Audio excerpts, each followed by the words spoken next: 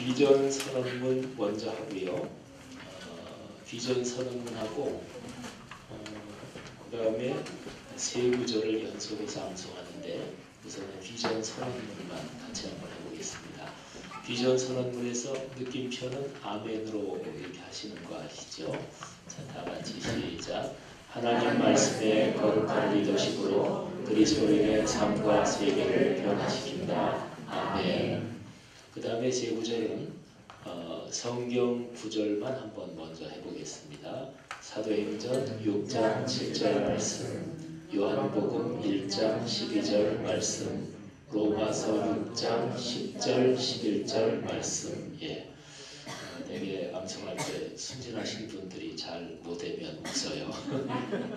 자, 한 번 더 성경 구절만 시작. 사도행전 6장 7절 말씀, 요한복음 1장 12절 말씀, 로마서 6장 10절 11절 말씀. 자, 그러면 사도행전 6장 7절 말씀부터 하는데요. 그 표현을 앞에 뒤에 붙이고 그렇게 합니다. 자, 시작. 사도행전 6장 7절 말씀, 하나님의 말씀이 점점 왕성하여 예루살렘에 있는 제자의 수가 더 심히 많아지고 허다한 제사장의 무리도 이 도에 복종하니라. 사도행전 6장 7절 말씀, 요한복음 1장 12절 말씀, 영접하는 자 곧 그 이름을 믿는 자들에게는 하나님의 자녀가 되는 권세를 주셨으니. 요한복음 1장 12절 말씀, 로마서 6장 10절 11절 말씀, 그가 죽으심은 죄에 대하여 단번에 죽으심이요 그가 살아계심은 하나님께 대하여 살아계심이니. 이와 같이 너희도 너희 자신을 죄에 대하여는 죽은 자요 그리스도 예수 안에서 하나님에게 대하여는 살아있는 자로 여길지어다. 로마서 6장 10절 11절 말씀. 수고하셨고 더 잘 들으셨습니다. 이제 비전 문장하고 그리고 세 구절을 연달아서 다 하겠습니다. 자, 연달아서 잘 한번 호흡을 잘 가다듬고 그리고 앞뒤로 이거를 장절 붙이는 거 이렇게 먼저 생각하시고 올해 우리 교회 12구절 매년 암송하거든요. 근데 12구절 암송하는데 요 구절들이 들어갑니다. 올해 이제 4월인가요? 강목사님? 5월 첫째 주. 5월 첫째 주부터 꿈송 페스티벌 올해 2달 동안 하는 거 여기 계신 분들 이거 암송해 놓으시면 절반은 이미 이제 하시는 거나 다름없어요. 자, 비전 문장부터 합니다. 시작. 하나님 말씀의 거룩한 리더십으로 그리스도인의 삶과 세계를 변화시킨다. 아멘. 사도행전 6장 7절 말씀, 하나님의 말씀이 점점 왕성하여 예루살렘에 있는 제자의 수가 더 심히 많아지고 허다한 제사장의 무리도 이 도에 복종하니라. 사도행전 6장 7절 말씀, 요한복음 1장 12절 말씀, 영접하는 자 곧 그 이름을 믿는 자들에게는 하나님의 자녀가 되는 권세를 주셨으니. 요한복음 1장 12절 말씀, 로마서 6장 10절 11절 말씀, 그가 죽으심은 죄에 대하여 죽는 번에 죽으심이요 그가 살아계심은 하나님께 대하여 살아계심이니. 이와 같이 너희도 너희 자신을 죄에 대하여는 죽은 자요 그리스도 예수 안에서 하나님께 대하여는 살아있는 자로 여길지어다. 로마서 6장 10절 11절 말씀. 아멘. 자, 우리 자축하는 박수를 하겠습니다. 수고하셨습니다. 자기를 칭찬하는 또 좋은 방법이 있는데 그거는 그냥 집에 가서 해보십시오. 자기 머리 쓰다듬으면서 잘했다. 근데 그것도 여기서 하긴 좀 그렇잖아요, 그죠? 댁에 가셔서 해보시고요. 오늘 2과입니다. 여러분 교재 6페이지를 펴시기 바랍니다. 오늘 2과의 주제 되기와 살기. 좀 제목이 특이하지요. 거기에 좀 붙여가지고 설명을 한다면 그리스도인이 되기, 그리고 그리스도인답게 살기, 그런 뜻입니다. 그리스도인은 두 가지를 묵상하며 사는 사람들이라고 말씀드렸죠. 첫째가 뭐죠? 두 가지 묵상하며 산다. 첫째가 말씀 묵상이 먼저입니다. 그 다음에 생활 묵상이 이렇게 되죠. 거기 삶을 나누며 지난 주간의 삶을 나눕시다. 감사한 일 또는 어려웠던 일. 아마 이따가 소그룹 시간에 여러분들이 그 리더분들하고 같이 생활 묵상 나누실 기회가 있을 것입니다. 자, 그 밑으로 내려와서요. 9줄 문장 우리 한번 같이 읽는데요. 사람이 그 말을 하는 것 이게 참 중요하죠. 근데 사람은 귀로 무엇을 듣느냐 거기 굉장히 크게 영향을 받는다고 그러죠. 그거는 의학적으로 심리학적으로 이미 검증된 사실이고요. 그런데 자기가 말을 해서 자기 소리가 자기 귀에 들리는 거 그게 제일 깊이 들어간대요. 그래서 자기 스스로 아야 나는 못났어 아무것도 못할 거야 그러면 진짜 그렇게 되는 거고요.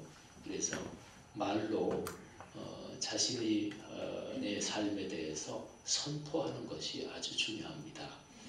그래서 뭐 군대 훈련할 때나 아니면 회사에서 사원들 단합대회 할 때 또는 뭐 우리 사람들이 같이 이제 모여서 뭐 식사할 때 건배 이런 거 하잖아요.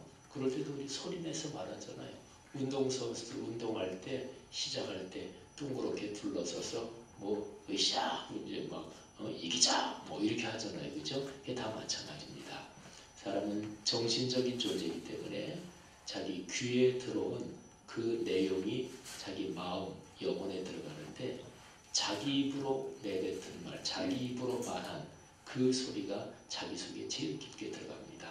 그러니까 자기 자신에 대해서 또 삶에 대해서 긍정하고 확신하는 말을 해야 되는 거죠. 9줄 문장은 하나님이 우리를 사랑하시고 또 우리를 축복하신다는 아주 좋은 내용이 담긴 거니까 선포하면서 우리 9줄 문장 같이 읽겠습니다. 시작.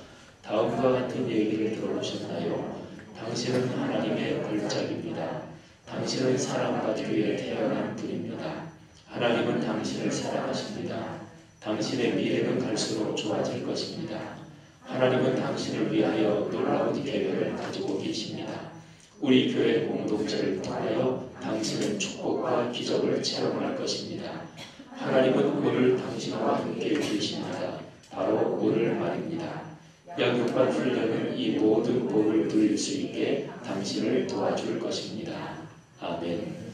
이렇게 된 줄 믿습니다. 자, 오른쪽에 오늘 우리가 묵상할 말씀인데요. 우리 예수 믿는 사람들이면 다 아는 내용이고 또 못 들어본 사람은 아마 없을 거예요. 이게 마태복음 28장 맨 마지막에 나온 말씀이요.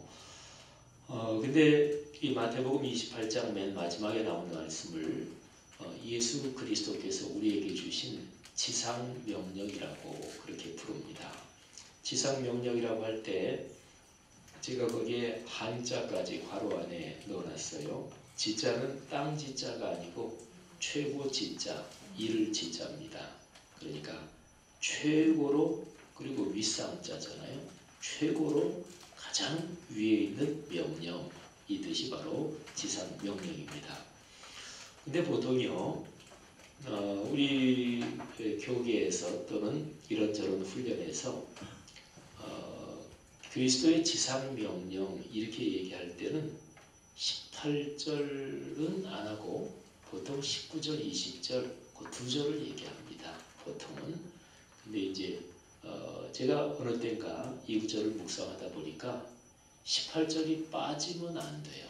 18절이 빠지면 미완성입니다.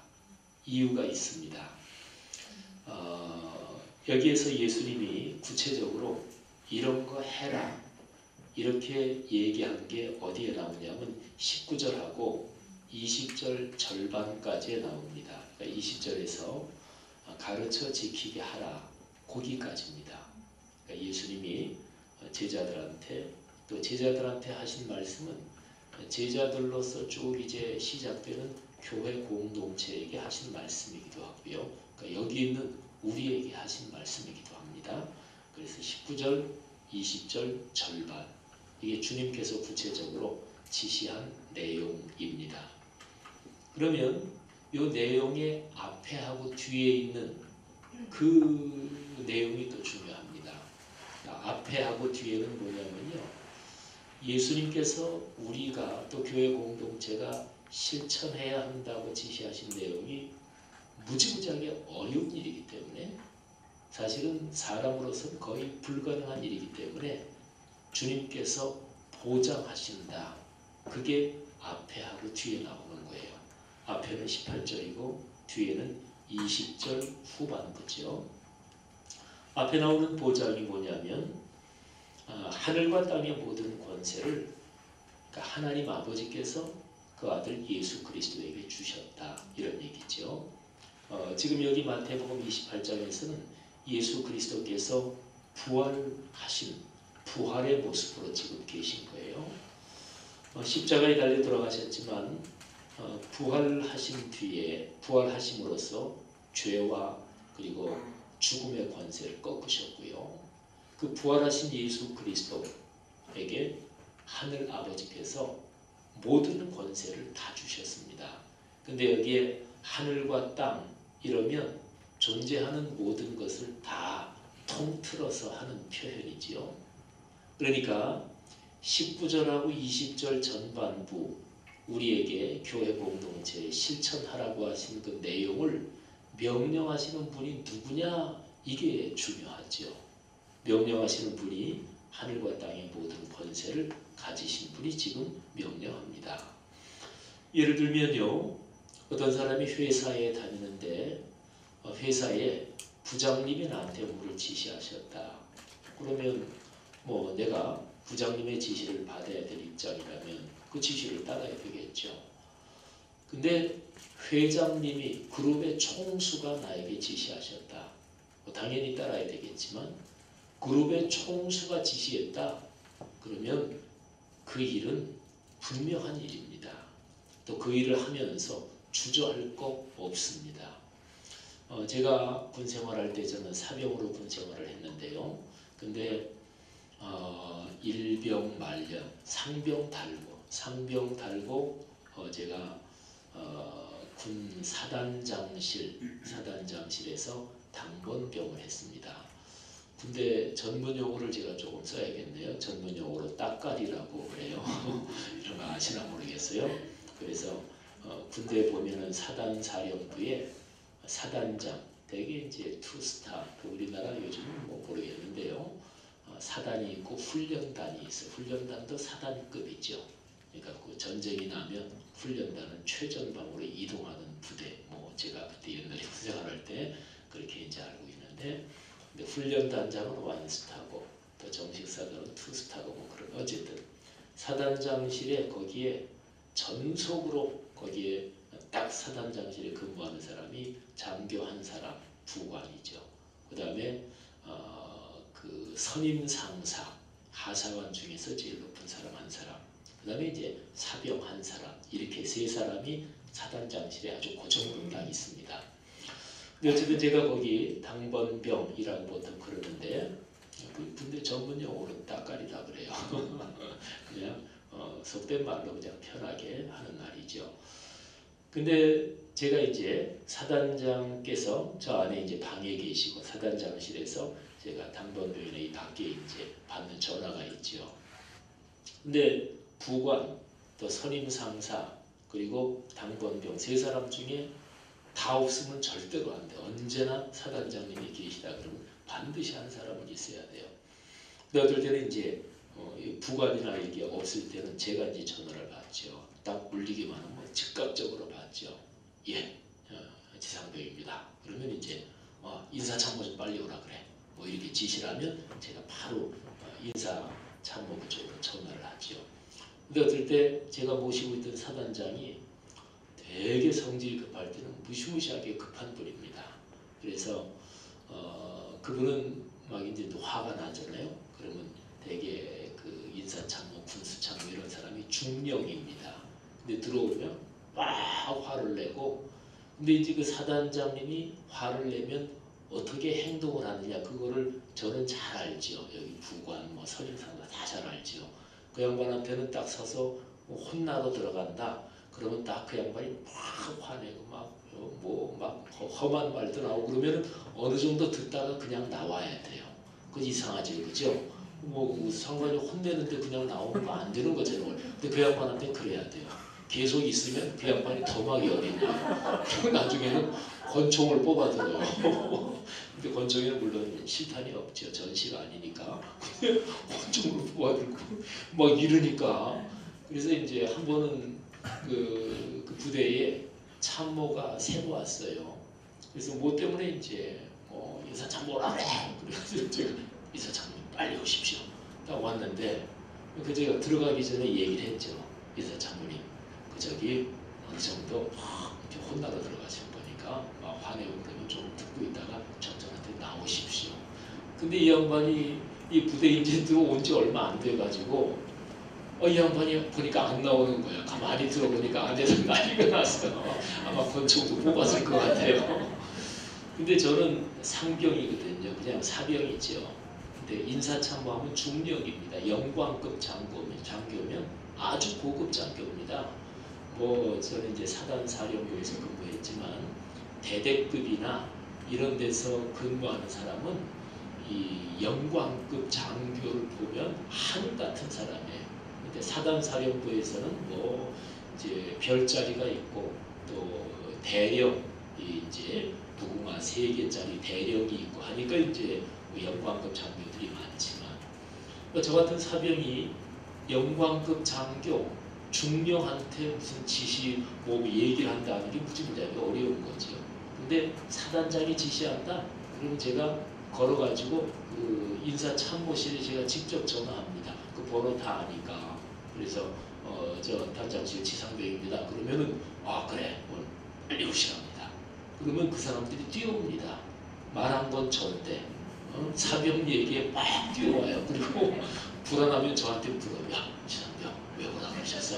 영감이. 그럼 이제 얘기를 해주죠. 제가 무서워서가 아니고 제가 사단장의 얘기를 전하잖아요. 그죠? 여러분, 하여튼 제가 겪은 경험 중에서 이 말씀을 좀 더 잘 설명할 수 있는 뭐 그런 걸 가지고 제가 했는데, 우리나라 청와대도 마찬가지죠. 아니면 옛날에 군사 독재 시절에 그때에 고위직에 있는 사람하고 선이 닿는다 이러면 그 사람은 막 그냥 큰 소리 치는 거죠. 요즘은 우리나라에 그런 게 다 없어졌어요. 옛날에는 가끔 가다가 신문에 뭐 내가 어디 청와대 누구 뭐 안다 뭐 이래가지고 사기친 사람도 많고, 또 내가 누구 운전기사인데 하면서 막 경찰서에서 막 큰 소리 치고, 운전기사면 뭐 그 직종에서 운전기사면 운전기사지요. 근데 내가 누구 운전기사인 줄 알아 뭐 이러면서 막 큰 소리 치고 이런 거 있죠. 근데 오늘 여기에서 뭐 이런 거하고는 차원이 다른 거지만 하늘과 땅의 모든 권세를 받으신 분이 지금 말씀하시는 거예요. 19절하고 20절 전반부의 내용이 말이죠. 그 다음에 20절 후반부는 벌저다 내가 세상 끝날까지 너희와 항상 함께 있으리라 그러셨는데, 바로 하늘과 땅의 모든 권세를 가지신 그분이 우리와 같이 계신데요. 그러니까 명령만 전해주시는 게 아니라 그 명령을 수행하는 모든 과정에서 함께 계신데요. 그러니까 18절 말씀하고 20절 후반부의 말씀이 마치 양팔로 뭐를 이렇게 감싸듯이 말이죠. 이렇게 감싸듯이 보장하고 보증해 주시는 거예요. 그러니까 19절과 20절 전반부의 내용을 너희가 실행하고 실천에 옮기는 것을 내가 보장한다, 보증한다, 뭐 이런 거죠. 그죠? 그러면 19절 어쨌든 그래서 제가 보통 19절, 20절만 하는데 제가 어느 때가 말씀을 가만히 묵상하다 보니까 18절이 빠지면 이건 미완성이다 이 생각이 들어서 19절까지 넣어서 저는 예수 그리스도의 지상명령이다 이렇게 묵상하는데요. 자, 그러면 내용 자체는 무엇입니까? 19절과 20절 전반인데 그거 한번 잘 보시면은요, 보통 이 구절을 제자 훈련 뭐 이런 이름을 붙여서 이제 훈련할 때 거의 빠짐없이 이 구절을 얘기를 하거든요. 근데 보통 설교자들이나 이 구절을 해석하는 사람들이 이렇게 보통 해석합니다. 이 구절에는 동사가 4개가 나온다. 한번 보세요. 자, 19절하고 20절 절반까지의 동사 4개 한번 찾아볼까요? 첫 번째는 가서, 그죠? 두 번째는 제자로 삼아, 세 번째는 세례를 베풀고, 네 번째는 가르쳐 지키게 하라. 요 4가지인데요. 근데 헬라어 원문을 보면 우리 한글로는 동사가 4가지인데 헬라어 원문에는 동사형 자체로 된 건 1가지고요. 나머지 3개는 분사형으로 되어 있어요. 그러니까 분사형은 뭐냐면 그냥 동사식으로 해석할 수 있는데 무엇을 하면서 말하자면 이 동사형으로 쓰인 거를 보조해주는 역할을 하는 거죠.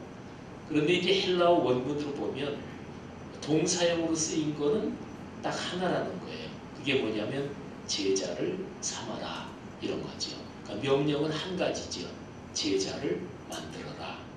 나머지 3개는 제자 만들려면 가야 되는 것이고, 제자 만들려면 세례를 베풀어야 되는 것이고, 또 제자 만들려면 말씀을 가르쳐 지키게 해야 된다 이런 거죠. 그래서 여기에서 주님께서 하신 명령은 딱 1가지라는 거죠. 사람들을 제자가 되게 해라 이런 거죠. 신앙생활을 하되 그저 교회 왔다 갔다 하는 그 정도가 아니라 제자가 돼야 된다 하는 것이죠. 신앙생활을 하되 그저 구경꾼 성도가 아니라 주님께 헌신하는 용사 제자가 돼야 된다 이런 거죠. 자, 뭐 좋은 해석이에요. 그렇게 동사가 4개 나오는데 헬라어 원문으로 하면 동사형은 제자로 삼으라 이거 하나다. 좋은 해석인데, 근데 이 구절을 제가 지금 설명드리는 이런 식으로 해석하는 게 또 나름대로 좋고 어떤 면에서는 이게 더 본질적이라고 저는 생각하는데요. 예수님께서 말씀하신 여기에는 커다랗게 보면 2가지 명령이 있습니다. 첫째, 19절에 있는 건데요. 세례를 베풀어라. 두 번째, 내가 너희에게 분부한 모든 것, 이거를 2글자로 말하면 말씀이라고 얘기할 수 있어요. 말씀을 가르쳐 지키게 하라. 말씀이 삶이 되게 하라. 이런 거예요. 첫째 명령, 세례 베풀어라. 두 번째 명령, 세례 받은 사람들이 말씀대로 살게 해라. 이것입니다. 이거를요, 우리 기독교 2000년 역사에서 또 기독교 신학의 가르침에서 강조하는 그런 언어로 얘기한다면 세례 베풀어라, 이게 그리스도인이 된다 하는 것입니다. 그 다음에 세례 받은 사람들이 말씀에 따라서 살게 한다. 이게 뭐냐면 그리스도인답게 살게 한다 이것입니다. 우리가 그리스도인이 되는 것을 영적인 탄생이라고도 얘기를 하죠. 요한복음 3장에 예수님께서 니고데모에게 말씀하셨어요. 너희가 거듭나야 된다. 그러니까 새롭게 태어나야 된다. 이런 말씀이에요. 우리는 어머님 태중에서 육신적으로 태어났잖아요. 근데 영적으로 태어난다. 다시 난다. 뭐 이런 거죠. 그러니까 태어나면 영적으로 어린아이 이렇게 비유할 수 있고요. 그런데 우리가 실제적으로 어머니 태중에서 아이가 태어난 걸 생각해 보세요. 아이가 태어났다고 해서 다가 아니잖아요. 태어나면 나고 나서 그 다음에 건강하게 계속 자라야 되잖아요. 그죠? 그러니까 신앙도 똑같은 거예요. 첫째 중요한 거는 그리스도인으로 태어나는 게 중요해요. 그게 세례 받는 거예요. 두 번째는 태어난 그리스도인이 계속해서 신앙이 자라가는 게 중요합니다. 그게 20절 전반에 있는 그거예요. 말씀을 가르쳐 지키게 하는 것, 말씀대로 사는 것, 이거지요. 그러니까 첫째는 그리스도인이 되기, 두 번째는 그리스도인답게 살기. 그리스도인이 되기를요, 우리 교리적인 용어로 중생, 거듭 중자에서 중생, 거듭난다 이런 얘기고, 또는 다른 말로 칭의, 의롭다고 부른다, 칭한, 불을 칭자해가지고 하나님이 우리를 의롭다고 불러주시는 거예요. 이거를 칭의 또는 중생, 이게 시작이에요. 그 다음에 시작하고 난 다음에 계속해서 점점 더 신앙이 거룩하게 주님 닮아가는 거를 성화라고 합니다. 거룩할 성자, 된 화자. 그래서 그리스도인이 되는 거 이건 칭의. 그리스도인답게 계속 신앙이 성장하는 거 이게 성화 이렇게 되는 거죠. 이렇게 되면 신앙생활에 모든 거를 다 커다랗게 두 가지로 이렇게 얘기할 수 있어요. 칭의와 성화. 그리스도인이 되는 것과 그리스도인답게 계속 살고 성숙하는 것 이런 거죠. 한 장 넘겨보십시오. 제가 뒤에 이제 설명을 써놨는데요. 자, 1주제. 우리가 이제 여기에서 1학기에 공부하는 거예요. 그리스도인 삶의 기초가 구원에 대한 지식과 체험이며 이 체험에 대한 분명한 확신입니다. 이 사실이 확실하지 않으면 악한 영의 유혹과 공격에 무너지고 맙니다. 신앙생활을 하는데 기쁨과 능력이 없는 경우가 있습니다. 예배는 드리고 기도도 하고 찬송도 하는데 힘과 기쁨과 희망이 없습니다. 그리스도인인데 그리스도인답게 살지 못하는 것이지요. 세례는 받았는데 계속 성장하지 못하면 이런 현상이 있는 것이죠. 이유가 무엇입니까? 내가 받은 구원이 무엇이며 구원의 복이 무엇인지를 분명히 알지 못하고 또 확신하지 못해서 그렇습니다. 여러분 이 훈련에서 구원에 대한 성경적인 가르침이 무엇인지 알고 확신하게 될 것입니다. 그래서 그리스도인 삶의 기쁨과 능력을 누리게 될 것입니다. 악한 영이 그리스도인을 공격할 때 공격 목표, 초점이 뭐냐면 구원받은 사실입니다. 마귀 사탄은 우리가 구원받은 사실 그 자체는 빼앗을 수 없어요. 그러나 구원에 대한 확신은 얼마든지 흔들어 놓을 수 있습니다. 내가 구원받은 하나님의 자녀라는 사실이 확신으로 살아 움직이지 않으면 그리스도인의 삶에 힘과 기쁨이 없습니다. 자, 이렇게 좀 설명을 한번 할까요? 요즘은 스마트폰들 다 가지고 다니시죠, 그죠?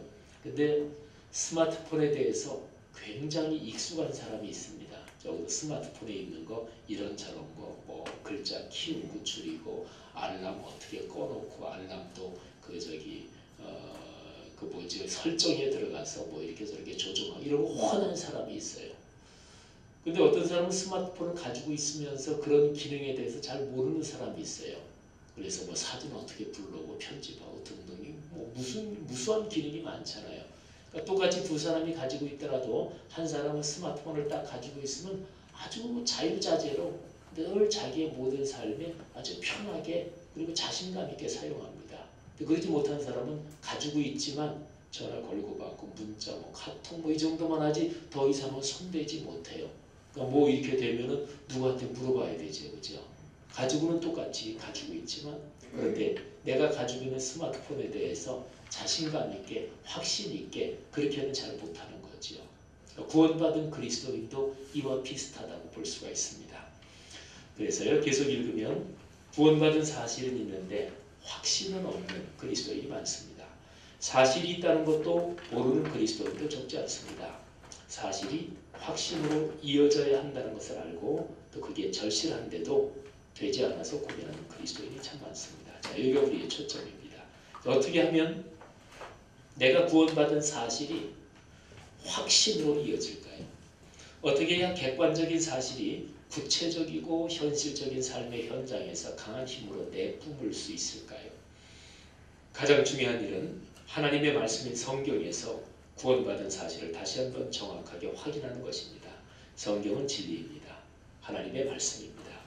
이것을 중심에 놓고 성경 말씀이 구원에 대하여 무엇이라고 가르치는지 배우는 것입니다. 자, 배운 다음에는 배운 것을 내 상황에 적용해서 순종하는 것입니다. 성경에서 말씀하는 구원을 찬찬히 배우다 보면 얼마나 감격스러운지 모릅니다. 구원받았다는 사실에 얼마나 크고 놀라운 복이 담겨 있는지 모릅니다. 하나님의 말씀을 사람의 상식과 경험으로 제한하지 말고 온 마음을 열어 받아들이면 새로운 세계가 보이기 시작합니다. 이것을 다시 한번 내 삶의 기초로 삼아야 합니다. 자, 사도 바울이 구원받은 사실에 대하여 감격하면서 이렇게 고백했습니다. 로마서 8장 31절 39절 말씀인데 지난 주일 제가 설교 마무리하면서 이 본문을 같이 읽었죠.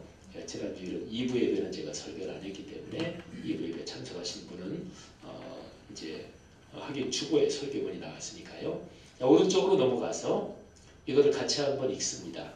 선포하면서 읽겠습니다. 이 말씀이 바로 구원받은 그리스도인에 해당되는 말씀이거든요. 찬찬히 시작. 그런즉 이에 대하여 우리가 무슨 말하리요? 만일 하나님이 우리를 위하시면 누가 우리를 대적하리요? 자기 아들을 아끼지 아니하시고 우리 모든 사람을 위하여 내주시니가 어찌 그 아들과 함께 모든 것을 우리에게 주시지 아니하겠느냐? 누가 능히 하나님께서 택하신 자들을 고발하리요? 의롭다 하신 이는 하나님이시니 누가 정죄하리요? 죽으실 뿐 아니라 다시 살아나신 이는 그리스도 예수시니 그는 하나님 우편에 계신 자요 우리를 위하여 간구하시는 자시니라. 누가 우리를 그리스도의 사랑에서 끊으리요? 환난이나 곤고나 박해나 기근이나 적신이나 위험이나 칼이랴. 기록된 바 우리가 종일 주를 위하여 죽임을 당하게 되며 도살당할 양같이 여김을 받았나이다 함과 같으니라. 그러나 이 모든 일에 우리를 사랑하시는 이로 말미암아 우리가 넉넉히 이기느니라. 내가 확신하노니 사망이나 생명이나 천사들이나 권세자들이나 현재일이나 장래일이나 능력이나 높음이나 깊음이나 다른 어떤 피조물이라도 우리를 우리 주 그리스도 예수 안에 있는 하나님의 사랑에서 끊을 수 없으리라. 아멘. 아멘.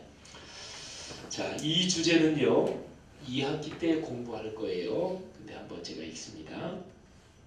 이건 그리스도인답게 사는 거죠. 하나님의 뜻이 내 삶에서 이루어지는 것이 가장 좋습니다. 그리스도인의 성장은 하나님의 뜻에 순종해가는 과정입니다. 그리고 하나님의 뜻은 성경에 기록되어 있습니다. 우리가 사는 세상은 성경에 기록된 대로 움직입니다. 궁극적으로 말하면 그래요. 말하자면 성경은 하나님이 만드신 세상의 매뉴얼인 셈입니다. 하나님의 말씀인 성경을 묵상하는 영적 기술은 그리스도인 삶의 성숙과 축복에서 핵심입니다. 그리스도인으로서 살아가면서도 신앙의 성숙이 없다. 교회 예배도 나오고 하는데 신앙이 자꾸 성숙하지 않는다. 신앙이 깊어지는 것 같지 않다. 그렇다면 따지고 들어가면 말씀을 묵상하지 않아서 그런 것입니다. 시편 1편 여기에서는 하나님의 말씀을 주야로 묵상하는 사람이 복이 있다. 그렇게 말씀하고 있죠. 시편 128편은 가정 가문의 축복을 노래한 말씀인데 저는 가정 가문의 축복을 노래한 말씀 중에서 시편 128편보다 더 아름다운 게 없다고 저는 보는데요. 근데 여기에서도 하나님을 경외하며 그 도에 따라 사는 사람, 그러니까 말씀의 가르침에 따라 사는 사람이 복을 받는다. 가문이 축복을 받는다. 이렇게 말씀하고 있죠.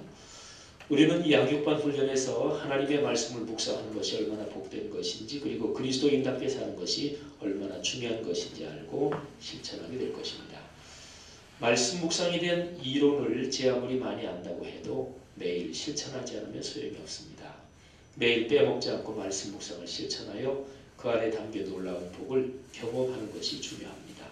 말씀 묵상을 통하여 날마다 삶의 현장에서 하나님의 임재와 현존을 체험하는 것이 중요합니다. 그리스도인의 삶은 끊임없이 말씀이 삶이 되는 훈련, 그러니까 말씀 삼운동이에요. 우리 교회 큰 사역에 두 가지 축이 있죠. 말씀 삼운동, 온세계 선교. 그리스도인은 평생 이 훈련을 하면서 삽니다. 우리 주님 예수 그리스도께서 마태복음 28장 아까 말씀드린 그 구절에서 명령하신 거죠. 말씀을 가르쳐 지키게 하라. 이게 그리스도의 명령이죠. 그분이 마지막으로 주신 지상 최고의 명령, 지상 명령. 우리는 말씀 묵상의 실제적인 방법에 대해서 2학기 우리가 공부하는데요. 하여튼 중요한 건 뭐냐면 말씀 묵상을 매일 한다. 여러분이 1학기 훈련을 하면서도 아마 이제 소그룹 리더분들하고 본격적인 것은 2학기에 훈련하게 되겠지만 이렇게 서로 교제하다 보면 말씀 묵상 여기에 사실은 말씀 묵상은 어떻게 보면은요 특별하게 다른 방법을 훈련하지 않아도 자기가 일단은 하면 됩니다. 그래서 우리 보신이 창조하다는 주보에 두고 묵상 범위가 계속 나오는데요. 하여튼 이번 훈련 기간 중에 여러분들이 구원의 확신에 대해서 명백한 정리와 체험이 있기를 축복합니다. 또 2학기까지 양육반 훈련이 계속되는데 2학기까지 해서 여러분들이 말씀 묵상하며 살아가는 그리스도의 축복도 넉넉하게 누리시기를 바랍니다. 기도하겠습니다. 하나님 아버지 은혜를 감사합니다. 오늘 양육반 훈련 두 번째 시간입니다. 또 양육반 1학기 훈련에서 우리가 암송해야 되는 6구절 말씀 가운데 오늘까지 3구절을 암송했습니다. 그리고 다음 시간 3구절을 더해서 1학기 훈련 6구절을 다 암송하게 되는데 암송할 때 하나님이 도와주시고 암송을 반복하면서 은혜 되게 하시고 그 말씀이 삶으로 살아 움직이게 하옵소서. 하나님께서 말씀상 성경대학 담당하는 두 분의 목회자를 축복하시고 또 장로님들 축복하시며 귀한 리더분들을 축복하시고 소그룹 시간을 크게 축복하옵소서. 예수님 이름으로 감사하며 기도합니다. 아멘. 자, 감사합니다. 고맙습니다.